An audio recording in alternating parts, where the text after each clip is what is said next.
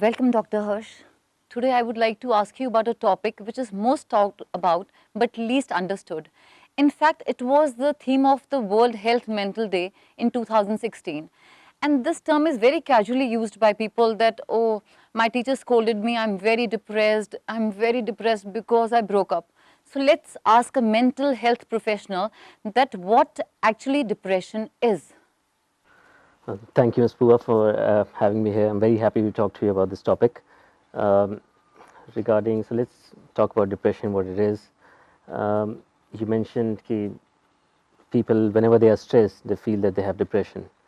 I think it's a very common misconception about depression that, equating depression with sadness. So I'll just start by, giving an example of what exactly is depression. Um from my own personal experiences, I myself experienced sadness, and I'm sure you must have experienced sadness as well.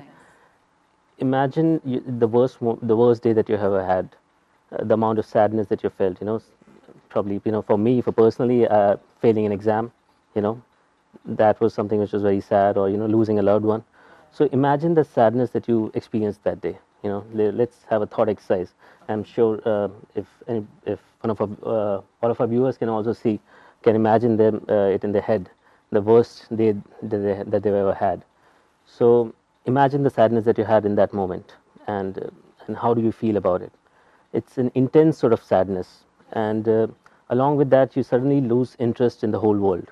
You're not Nothing can cheer you up.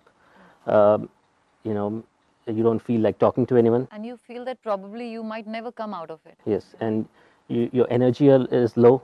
You don't, you go to bed and you're not able to fall asleep. You have thoughts, you have anxiety about what is happening with my life.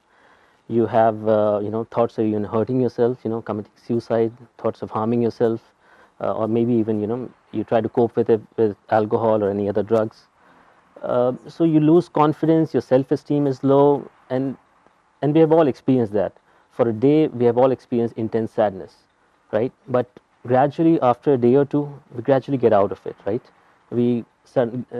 Friends help us, they ask about you, so we gradually move out of it in a couple of days. Now imagine if you're not able to get out of it for at least 2 weeks, or even if you're not able to get out of this intense sadness for months together. So that's what I'm getting at. Okay. Intense sadness can be experienced by everything, but having this intense sadness that affects your body, your thinking, your whole being, and suffering from it for a continued period of time, for weeks together, for months together, that's what we call as depression. So to summarize what I've just said, depression is basically a constellation of these symptoms of feeling intense sadness, of having decreased energy, not able to do your work, not able to have relationships, having a low self-esteem, low confidence, thoughts of suicide, disturbance in your sleep, disturbance in your appetite. So it's affecting your body, your mind, and your social status. So that's what it is, depression is.